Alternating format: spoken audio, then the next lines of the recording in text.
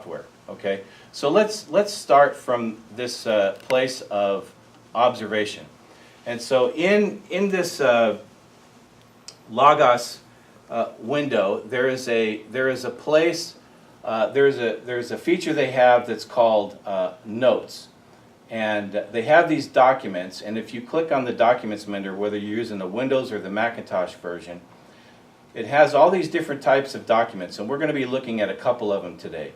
And so already, because I'm going to do observation, I want to start taking some notes. I want to start taking some notes on what I'm reading. So in other words, I'm not just going to be passive about it, where I'm just going to be just visually reading, but I'm also going to be active, where I'm taking notes. Of course, people could do that on a computer, or you could write it on a piece of paper. Okay, is that visible for everybody? Okay. So all I have to do is click on this notes menu item, and then I get this window that comes up that says untitled notes. And so what I'm able to do down here is click on this little pencil icon, and I'm just going to say, because these are going to be observation notes, I'm just going to say Luke 4, 31 to 44, and I'm going to say observation. And that's now the name of my document. That's the name of my document, and I'm going to be taking lots of different notes in this document that allow me to basically just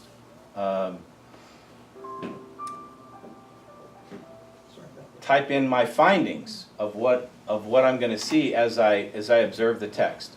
So now I'm going to open a text, and I can do that in a number of different ways. There's a bar up here at the top that I can literally come up here and I can just start typing abbreviation LK for Luke, and then space, and then chapter 4. I can even use a period, 31. And if you see, there's a little highlight that appears at the top that says go to Luke 4:31. And if I click on that, then it opens it up in my my default version of the Bible, which is New American Standard, and it opens it up right there for me. So now I'm able to see, I have the ability to see the text of the Bible, and I'm able to see it simultaneously to my notes. Now I'm going to switch them around, and so if you notice, I can just take the one and I can drag it over, and then I can take the other one and I can drag it over, and you see how the windows kind of move around. I can move these windows around, and I can resize them any way I want to. So now I have my Bible text on the left, and I have my observation notes on the right. Now, the first thing I'm going to do in observation, and I've done a little bit of this ahead of time, so I'm actually going to open up a different document that I did ahead of time so that we don't have to do this from scratch. So I had already created another document, observation document here, and so I'm just going to click on that and open that up. And now what you see here is all the different notes that I've already created.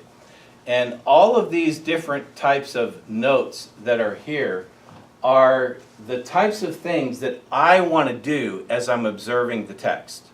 Okay, so for example, and I hope you can read these, they're a little bit small, but this second note here is called context, and then it's context before, and what that means is I want to take some notes on what are the things that happened before the passage that I'm currently studying. Does that make sense? Because again, if I'm starting to study a passage that's in the middle of a book, well, I better know what happened before, because it would be foolish to just start in the middle of a book and think that I could understand what in the world's going on. I should, of course, know what happened before. Does that make sense? Okay, so what I do, again, if I click on this this little note title here, you'll see what happens is it expands into a text area that I can actually type in. And as you can see, I've already typed in a lot of different notes. Okay, and so what I do, like for example, so I'm studying I'm teaching this passage in my Sunday school class. So I literally come over here and I decided that I wanted to, from where we are, we've gone through chapter 1, chapter 2, chapter 3, and we're partway in chapter 4.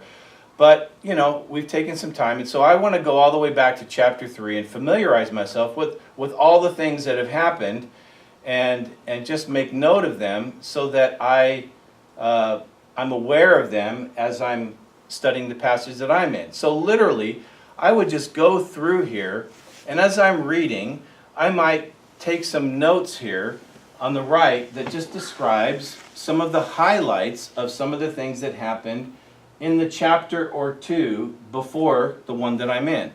Does that make sense? So, and you can see here that what I've done, literally this is like a word processor. I can just type a chapter title there, and then it has some tools up here like bullets and numbers. So I clicked on the little bullet icon up here, and then it allows me, so you can see I just said, John prepares the way for the ministry of the Son of God, who is the Messiah. And he was preaching repentance and baptism. Okay? And that's what we see here. So I just summarized some of what I read in this part of chapter 3. And then it comes down to a place where, verse 21, now when all the people were baptized, Jesus was also baptized. And so for the next few verses, or a couple verses, it talks about Jesus being baptized. And so I just say here, Jesus is baptized. And I remembered as I studied it that it was kind of a foreshadow of what his ministry was going to accomplish. Okay, but you could just say, well, Jesus was baptized. And again, this is what I'm doing because it's helpful to me, and the way it's helpful to me. You could do it in whatever way it's helpful to you. The point that I'm trying to get across is take notes on what happened before. And go back as far as you feel like you need to go back to really understand the context of the passage that you're studying. Okay? Really, yeah. I know you're trying to get across the concept, but I'm curious, how did you, maybe I just missed it. There's an icon there just before the, what is it, the context before. How did you set that up so that it expands and okay, good question. Collapses? Good question. Yeah, and So if you have questions like that, stop me because yeah. I know there's a lot of details here. This whole window is a note document. When I clicked on this little pencil icon, Right. it allowed me to title the document. But within the document, I can create as many notes as I want within the document. And every note can have a heading or a title, and then the content of the note. And so, for example, all you see here, I have 1, 2, 3, 4, 5, 6, 7, 8, 9, 10, 11, 12 or so notes within this note document. Well, I can just click on this Add Note button up here if I wanted to add another note. And then you see down on the bottom, it adds a whole new section. So I could click in here, this title area here, and say, another note. And then down here is now all this place where I can just start typing in whatever content that I want. So to collapse it, you just touch To the collapse icon it, you click out of it somewhere, or you click in another. Oh, I see. You click in another note, and then it collapses it. And by the way, over here it's showing you different ways to view your notes. Right now I'm viewing it in this form that's called compact, but I could view it in full. When I do that, it literally expands Everything. all of the notes. And so if you like working with it that way, then you can work with it that way. Okay, it just gives you different ways of being able to work with it. And now, of course, we're looking at a screen that, because we're using the projector, it's a very small resolution screen. But probably most of you on the computers you have at home, even your laptops, have a higher resolution than what's being shown here. So you would be able to see more on the screen at one time than what I can show here. Okay, does that answer your question about that? Perfect. So, and again, I like doing all of this within Logos because, by the way, anytime I'm doing something here in a note, I never have to click save or anything. It automatically is saving it for me. And it also, if I'm connected to the internet, it's actually saving it in my account with Logos. So if I have multiple computers, then I can get at these notes on whatever computer I'm on. So if you had a laptop and you had a desktop at home, or if you had an iPad, all of these notes would be available on every one of those computers, and they just all synchronize with each other automatically, okay? And so that's the nice thing about putting all your notes in Logos. And again, I'm able to see my windows side by side at the same time. Okay, so then again, when it comes to starting, I'm gonna make sure that I understand the context, so I make my context notes before. And what a lot of people forget is the next part, which is not only looking what comes before, but what? What comes after? What comes after. Because again, when an author writes the book, he has a flow. And so oftentimes when you look ahead, it helps you to understand why he said what he said before. Because a lot of times they're working towards a point. And sometimes if you're able to peek ahead and see where they're going, it helps you to see where this particular passage you're looking at fits. And so that's what I did here was, oops, that's the before. If I go to the after, then, and I made it a little simple here. I just said after we see the calling of Peter, James, and John, we see that Jesus is in the cities, and he's healing and forgiving sins in the cities. Now, right now, you don't know why that may be significant, but I can tell you when we start looking at the passage that we're going to study, that's kind of significant, that we see Jesus later in chapter 5, in the after, we see him in the cities, okay? And you'll see why. So, but at this point, I may not even know that. I'm just trying to write down things that I see in the text before and after and put them in my notes. Now, do I have to write them in notes? No, I wouldn't have to. I could literally just read before and make a mental note, and read after and make a mental note, but what's the difference? That's dangerous. The older we get, the more dangerous that is, right? Very dangerous. Because, you know, the mental capacities are not functioning quite as well, right?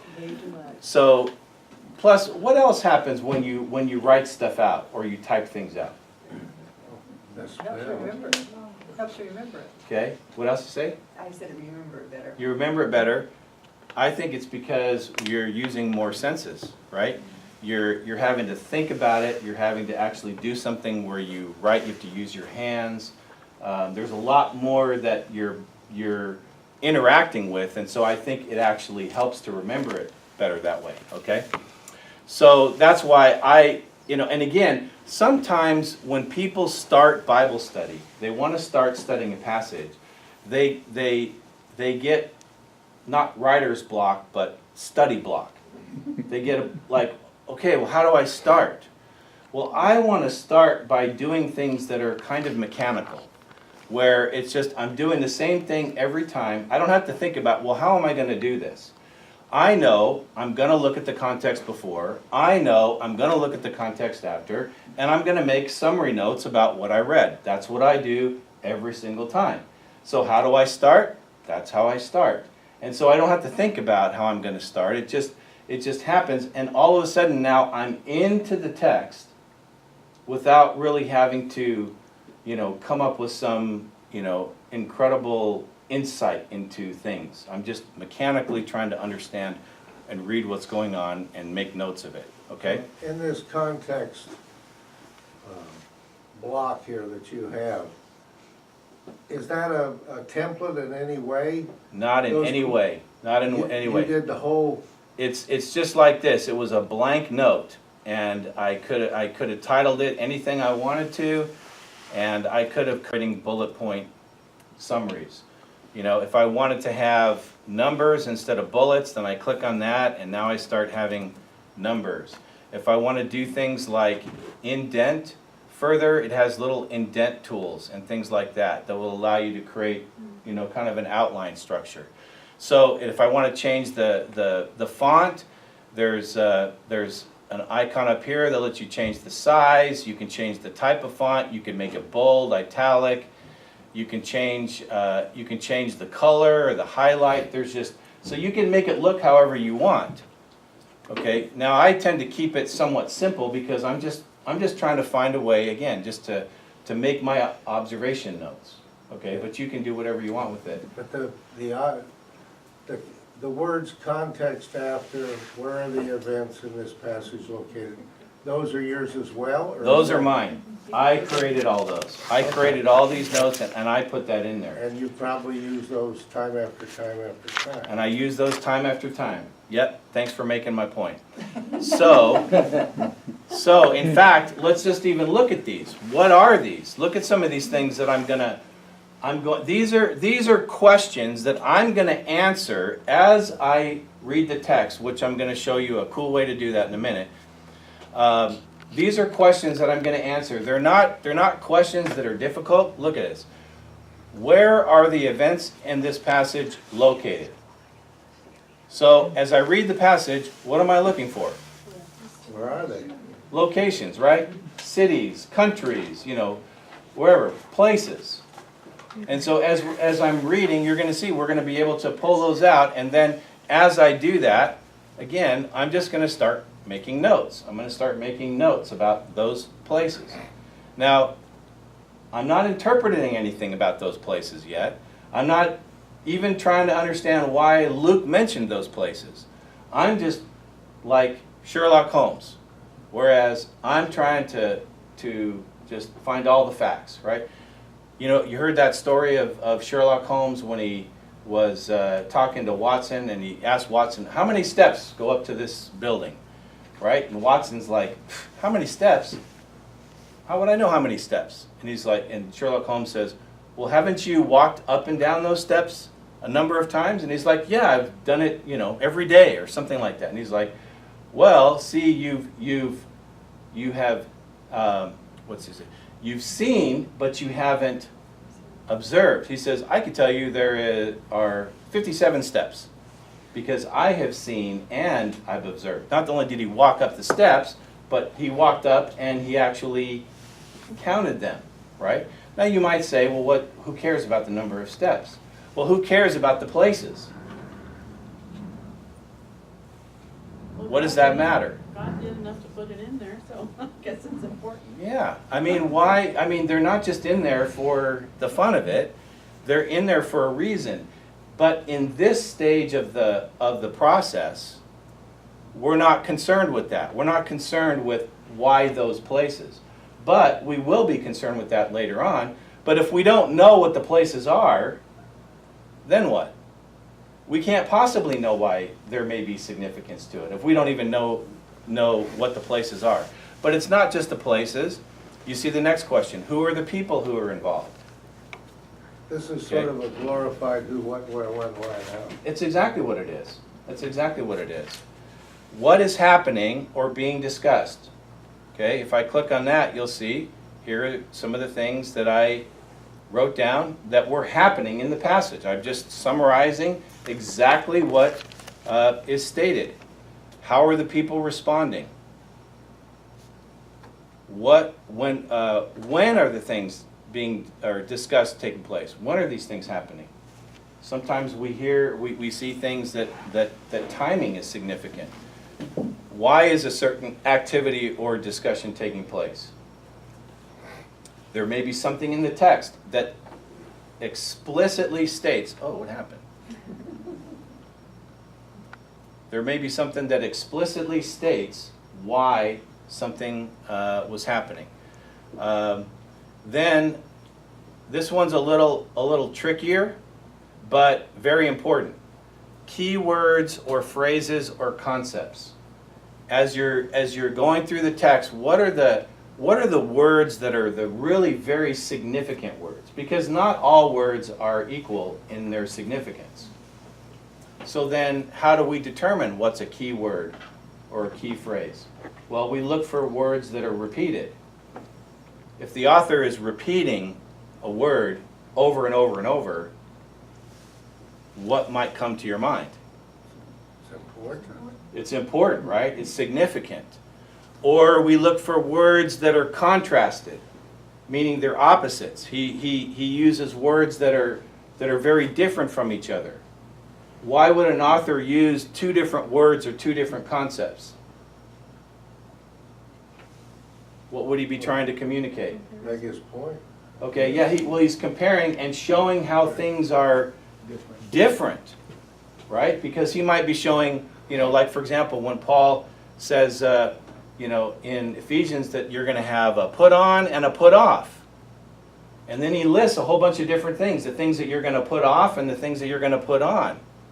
Right? And those are opposites of each other. And so when you're studying that passage, you're going to want to be able to say, okay, well here are these things that are opposite of each other. Because then that's going to, by calling those out, by typing them in a note, then later it may help you to understand the significance of what's going on.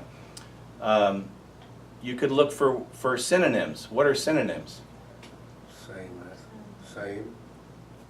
Words that are different, but they Mean the what? same. They mean the same or a similar thing. Okay, or verbs, which I know a lot of people don't like because that's English grammar, and you were done with the English grammar when you were 18 years old, and you weren't going to deal with it ever again, right? But we have to understand grammar to study the Bible well. What are verbs? Action. Action words? Yeah, and the Bible is filled with action words. And action words are very important because it tells us what's happening or what should happen. Verbs that tell us what should happen, what do we call those? Those are important ones. Imperative. Huh? Imperative. Command. Imperatives, yes. What's another word for an imperative? Huh? Command. A command. Right. So there's lots of commands. I mean, when you see something that's a command in a passage, is that important to Yes. make note of? Right? I think, was it a couple weeks ago, Paul was preaching from one of the passages in 1 Timothy, and there were something like 12 commands that Paul gave to Timothy. So, I mean, those would be very, I would, in a note like this, I would actually just list out commands. 1, 2, 3, 4, 5, 6, 7, to see just listing what they are. So that we're able to just, again, I make a mental note, I write it in the note section, and now later, I'm probably going to do something else to try to find out more about the significance of those commands. See, right now I'm not trying to find the significance of anything. I'm just trying to make lots of notes about what I see. Okay? A few tips. These are taken from one of the Bible study books that I've used quite a bit. Observation tips. You concentrate. Concentrate. Wow, where did that come from? Tweety bird or something. Concentrate your attention on the text, meaning what the text actually says. Okay? Not what you think it means, not some other words that aren't there, but actually the words that are in there. That's what you're focusing on. And like it says here in point number 2, notice what is there and what is not. You're more focused on what's there. But a lot of times people talk about things in the passage. They're not actually in the passage. And you ever have a conversation with somebody about a passage, and they say, well, this is what I think it means, and you say, show me. Where does it say that? Well, it doesn't actually say that, but, well, and then red flag, right? Because, well, okay, we got to focus on what it says. So just a few suggestions here. Read carefully, read repeatedly. And I'm going to show you a great way to do that. Read patiently. What does that mean? Slowly. And maybe Slowly. and maybe out loud. Not in a hurry. You're looking at the clock. Okay, I got 10 minutes. I got to get as much as I can in 10 minutes. We have a lot of things that we're really patient about. Vegging on the couch, or a number of things like that. But sometimes with the Word of God, we You know, we want to get it over and done, and that's not good for observation. Prayerfully, what's that all about? Asking the Holy Spirit to guide, to lead, to open. We need the Holy Spirit to illuminate us, right? And think about it, if we actually, I mean, does the Holy Spirit want us to understand His Word? He does. And so if we're praying to Him, Lord, please help me to concentrate. Help me to get rid of the distractions. Help me to really understand things more than I'm capable of, right? Because I'm got this attention deficit disorder that seems to be growing the older I get, right? Well, we need the Holy Spirit's help. Read purposefully. Well, that's kind of some of these things I've just written down here for you, these questions. You're reading with a purpose. You're reading to answer the questions. And so that's why I love these questions. I don't have to think of having new questions every time. I have all these questions that are going to be the same questions every time I study a text. And so I'm reading with the purpose. Okay, I'm looking for all the places. Let's see. There's one, there's one, there's one, there's one, there's one. Okay? Okay, I'm looking for all the people. Okay, let me see. There's a person, there's a person. I'm reading with a purpose. I'm actually looking for something. And then the last one, read inquisitively. What's that word? What does that mean? Asking questions.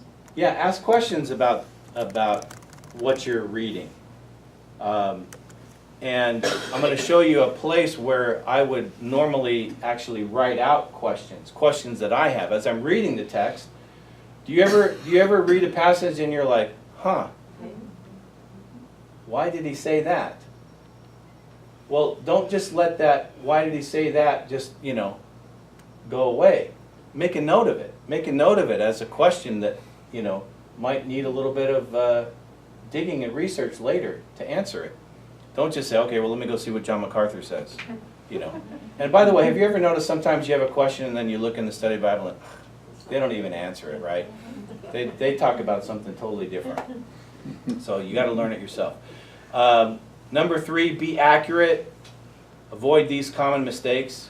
Failing to see all the details. Again, if we're in a hurry, we're going to miss things. Seeing what is not in the text leads to wrong conclusions. Okay, just stick to what's in the text in this particular stage of the study. And then this is another one. Assuming you already know what it says. How many people think that there were 3 wise men?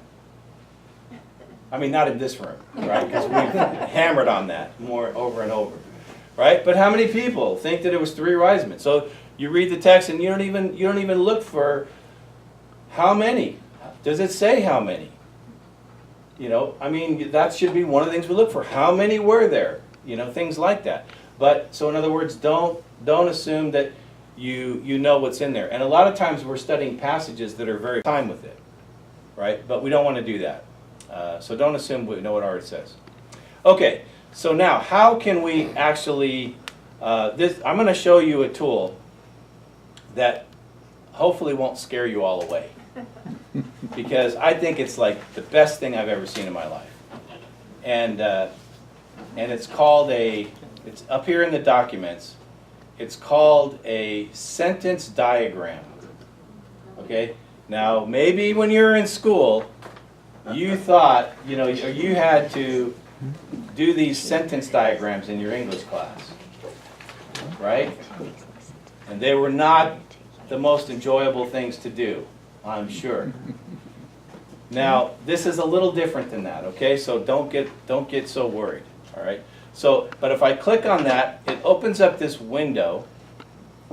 The window actually opened up a whole nother window with this document inside it, which is not what I want. So what I have to do is go out of my full screen mode here and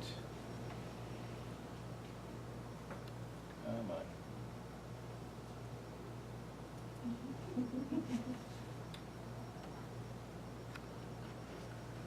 Okay.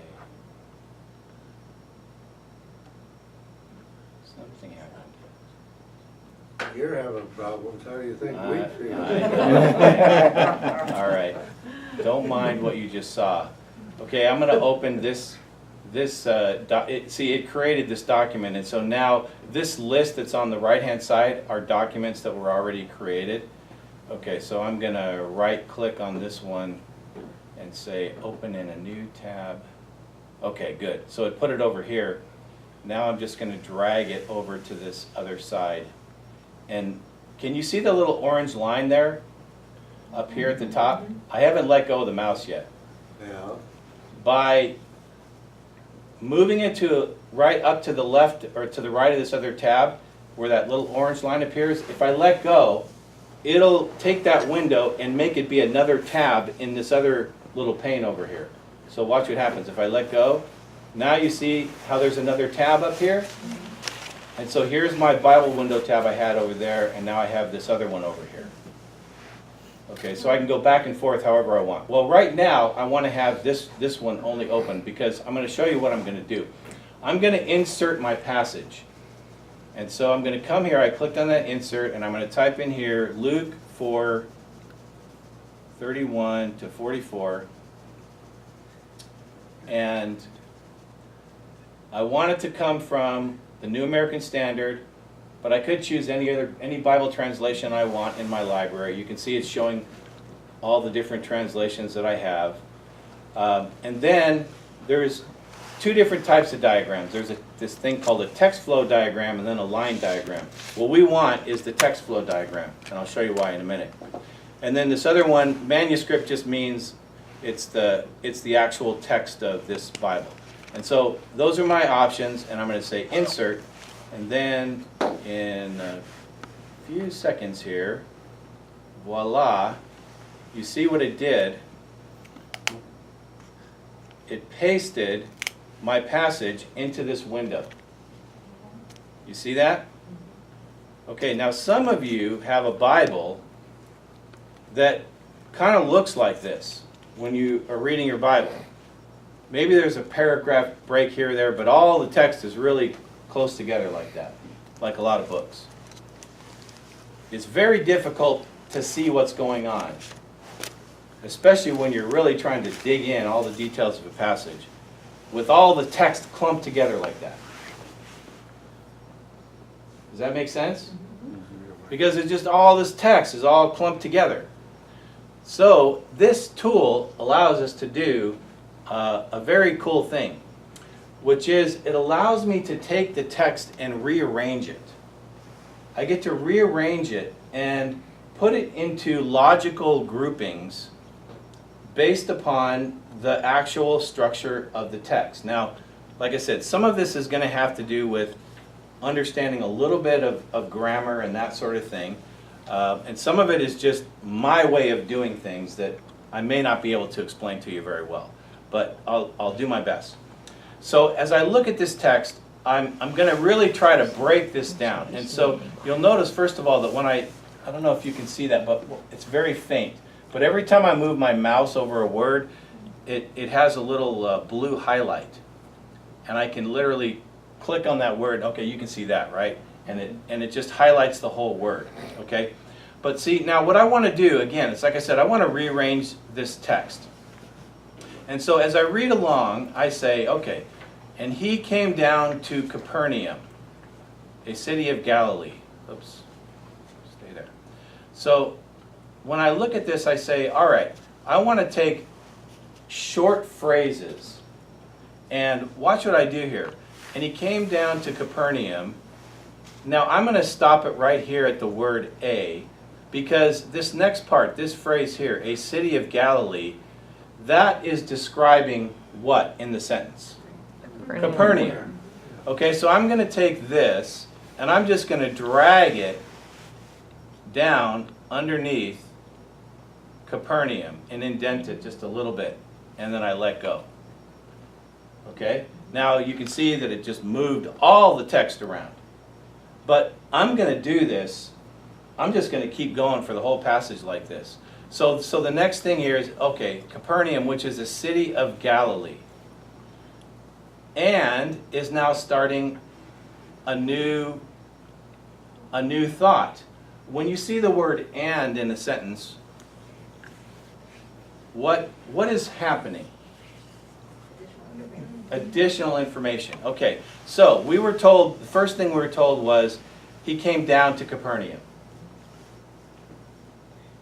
a city in Galilee. Kind of side information, right? Or additional information. But now the second thing that happened was, and he was teaching them. So I'm going to move this back to the same level as the other and. Okay? Because there were two things that happened, right? He came down to Capernaum and he was teaching them. Does that make sense? The next part here, and this is a prepositional phrase because the preposition is on the Sabbath. Well, what is on the Sabbath describing? The teaching. He was teaching them. When was he teaching them? He was teaching them on the Sabbath. So now I'm going to take the on and I'm going to move that underneath teaching them. Okay? Teaching them on the Sabbath. Now I keep looking. Out of curiosity, why didn't you line it up in the same place in the city of Galilee? I could have, but I wanted to, in this case, I just wanted to put it under teaching because that was, I thought that it was modifying that or explaining more about that. Where is the explanation? Right. Okay, and again, there's no rhyme, there's no like right way to do this. What I'm trying to do is I'm trying to rearrange the text in such a way that it makes it easier for me to see the details of what's going on here. Okay? Are you ever going to change the order of the words? No, I Okay. won't change the order of the words. Okay? So now we start verse 32, and again it says, and. So now this is the third thing that's happened, right? The first thing is he went down to Capernaum. The second thing is he was teaching them. And now the third thing is what? And they were amazed. And so I'm going to take this and I'm going to drag that back over. And again, that's all on its own. They were amazed. But then this next section is at his teaching, which is describing what? What they were amazed at, right? So I'm going to take the at here. Whoops, I got the wrong thing. Sometimes it's hard with the trackpad here. Take the at and put it underneath the amazed. So they were amazed at his teaching.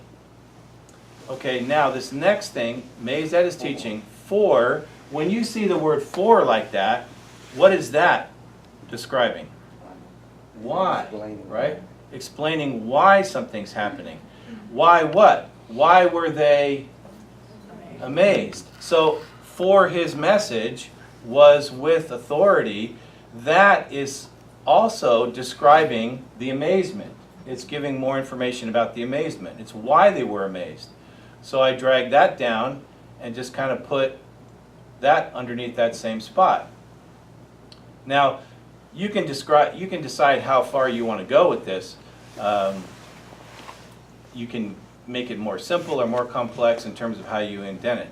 But now if we go here, they were amazed for his message was with authority. Then we start verse 33, in the synagogue. Now, as you're reading that, does it sound like he is continuing or is he starting something new? Something new. He's starting something new, right? So I'm going to take this and I'm going to move it all the way back to the left again because it's starting something new. Now, without even looking at what happens below this at this point, what I want you to see is that what I've done here is I've now highlighted out a unit of thought, something that is complete in and of itself. It's describing three things that happened that were all related to each other. What were those three things? Jesus came to Capernaum, he was teaching, and they were amazed, right? So right now, without even really putting any thought into it, I'm seeing a section of thought that may be one unit and then as I continue on, I'm going to see others. Okay, so when it comes to trying to understand the structure of what Luke is trying to communicate and what is the relationship between the parts, you see the difference between looking at this versus looking at all of that?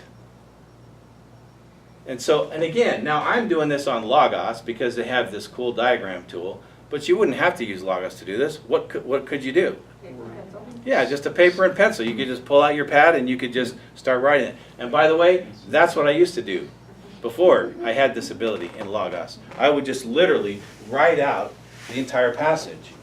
Okay, so I would do my context notes, and then I would just pull out a piece of paper and I'd pull out my Bible, and I literally start doing this by just writing on a piece of paper. And so it's just that now this gives me a nice way to do it, you know, in such a way that I can go back to it, and I'll show you that there's a lot of other things that we can do with this. All right, so now because we're short on time, we can't go through this whole thing. But on your handout, if you go to the second page, you will see my completed version of that.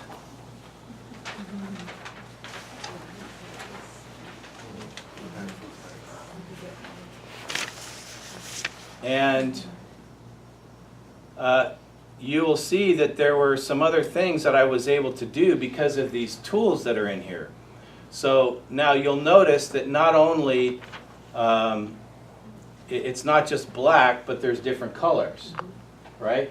And that's because all of this allows me to, you know, I can click on a word and it highlights it, and then I can come up here to this text box menu, and I can change the size or I can change the color. I can make it underline and bold and all that sort of thing. And so, again, this is going to be helpful once I start trying to answer my observation questions. And so, for example, if you look here, well, you can't quite see the colors as vivid as they are on my screen because the projector is not that good. But you could see that all of the places are in green. And so what I did was, once I had completed this whole thing, I wanted to go highlight the places. So for example, I clicked on Capernaum, and then I hold down the control key, and I click on Galilee, there's another place, and then I keep reading through, oh, synagogue, there's another place. Oh, clicked on the wrong one. Oh, there's Nazareth, there's another place. And I keep scrolling down. Surrounding district, there's another place. Synagogue, Simon's home, there's another place. And so I just, while I'm holding down the control key, I keep clicking on all those, and so it highlights all those words that I click on. And then I go up to the text box, and I pick the color that I want to make it, or make it bold if I want to. And then you can see the result. It makes all of them that color, and so then it stands out. So now, think about what's happened here. It's mechanical. But I've just done some of that observation that I mentioned to you, right? What I've done is I've read with the purpose. I've had to go through this reading the passage, and I've been looking for certain things, and as I was looking for certain things, I read through the passage at least another once or twice. And I was able to highlight the observation points that I want to highlight. Well, now, after I do that, then I can come back over here, because I have my notes document. Randy, before you leave that, Yeah, how do you put the little square boxes? I'll show you that. Okay. Yeah, that's really cool, isn't it? Yeah. Yeah. So here, let's see, where are the events? So then, after I highlighted them all on the left side, I went over here and I just typed them in. Okay, I got Capernaum, and I might type in some other notes that kind of tell me where, you know, like for example, it was Capernaum, And I put in parentheses just saying, okay, that Luke said it was in Galilee. And you'll notice I put some stuff in there that was not in this passage, but it was in the passage before. Because it says he came down to Capernaum, but where was he before? Well, in the passage before, he was in Nazareth. So I'm just making a point there. So, but the reason why I'm showing this to you is that on the diagram side, I'm highlighting all the places, and then on the notes side, I'm typing in the notes of all these places, so I can see in one place, in one, no pun intended, in one place where all the places were. Does that make sense? If you look at the people I did in blue underline. Okay, he mentions he, and he came down, and he was teaching them. So I'm highlighting those. Now, I might not know who the them is right now, but I don't care. I'm just going to highlight it. Okay, that's a person. A man who was possessed. This thing called an unclean demon. Jesus, us, the people. I'm just highlighting all the people, and then I'm making those notes again on the right side. Here's all the people that Luke discusses in this passage. You Okay? want just one mention of each person, because up above on the second line, you didn't do the second he. Yeah, and that was probably Intentional just to have one mention of each. yeah, and I might have done just a little bit of a shortcut because I was trying to prepare for the class. But if I was doing it more in depth, maybe I would highlight all the different he's. Because sometimes when you see all those pronouns, it's significant that there's all these pronouns that are used. And you don't necessarily know when you begin studying a text what's important and what's not. Right? So it's best to just observe everything. And then you can just, if you have more that you're writing down than is really significant, well then you just know, okay, well I don't have to, that's not really significant. But the more details that you put down, then every time you go to try to answer another question, guess what you're doing? You're reading it again. Now I could just say, all right, open your Bibles and I want you to read Luke chapter 4 verses 31 to 44 25 times. Ready? Go. And if you did it that way, well, some of you would say, no, I'm not doing it, right? You'd read it twice and you'd say, okay, I got it, right? But the reality is, no, you don't have it. You don't have it. Because the more you read it, the more details you see. And so that's where I think this observation process really helps, because it gives you a purpose for reading. You're going to find yourself seeing things that you can't imagine. You're like, oh my gosh, I know I've read this already 10 times, but I didn't notice that before. Okay? And so, again, what do you do with things that you notice? Maybe there's things that you notice that don't really have a question that corresponds to it. Well, then just have a section here that's called Other Observations, and just make notes of what you're seeing in the text. And then I guarantee you, by the time you just go through and answer those questions, even without even talking about interpretation, if someone asks you, hey, what's that passage about? You will be really well prepared to answer that question. Maybe you don't have all the answers, but you're going to have a pretty good understanding of the big things in the passage. Does that make sense? So what I did when I saw this is to Sarah Joe's question. Oh, by the way, I just saw something. You can reorder all these notes too. You can just go and drag this and move it up, and then it resequences them if you don't like the order. What I want to show you is when I did this diagram, again, like I was explaining to you at the beginning, I saw verses 31 and 32 were like a unit. And then the second unit I saw was 33 through 37. Because this all talks about what Jesus did while he was in the synagogue. And then starting in 38, he gets up and he leaves the synagogue and he goes somewhere else. And then something else happens. He goes to Simon's house, and then this all describes what happened while he was at Simon's house. And then the last 3 verses talk about what happens after he left Simon's house. And again, what I want to show you is how easy it was, because of the way I diagrammed it out, was I was able to see that visually. I was able to see, you know, there's 4 distinct sections of this passage. And so then what I did was I took this little tool here, he calls it a right goalpost. And I just took it and I just drug it over here, okay? And you're able to, with these little corners, you can resize it to however big or small you want it, and you can drag it around you want. And then there's another little tool here called a text tool, and you can click on that tool and then click anywhere else, and then you type your own text.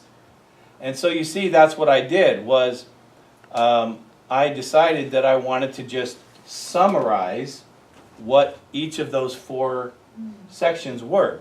First section, Jesus teaches a message with authority and people are amazed.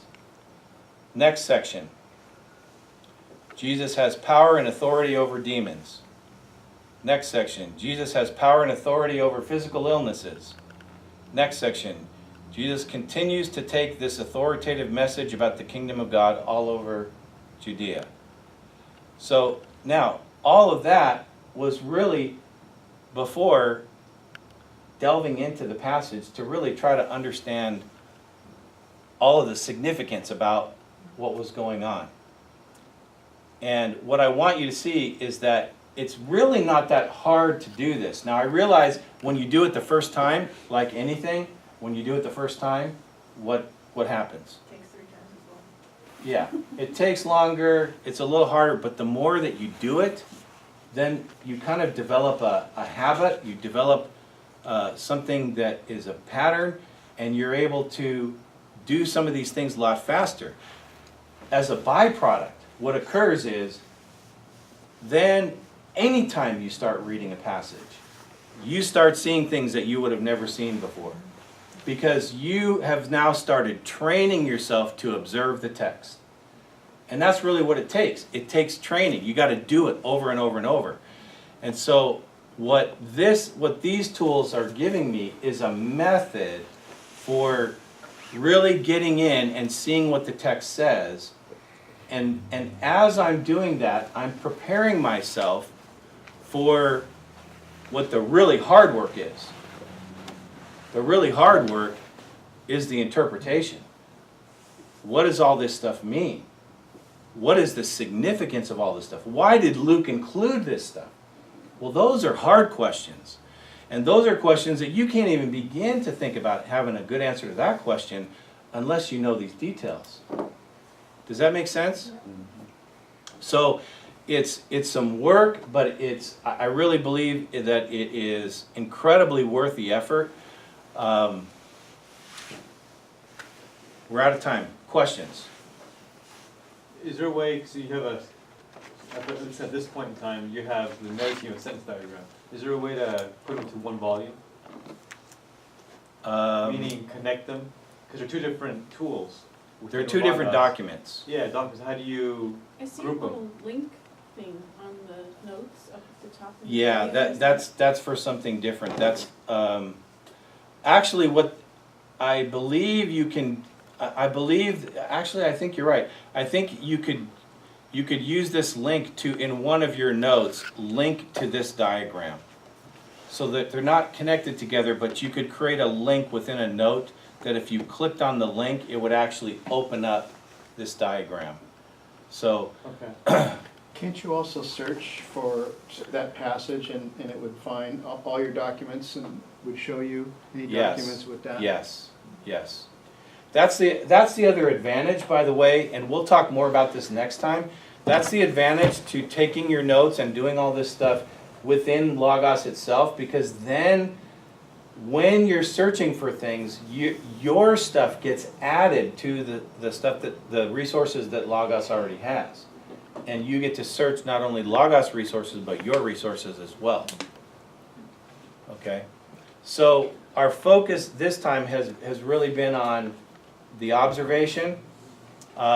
Next time, we'll focus on the interpretation, which will allow us to really start utilizing a number many other of the tools that are within Logos that will help us to try to understand meaning and all of that. Here's what I would ask you to do to help me out. If there are questions that you have that I didn't answer, that you want me to answer next time,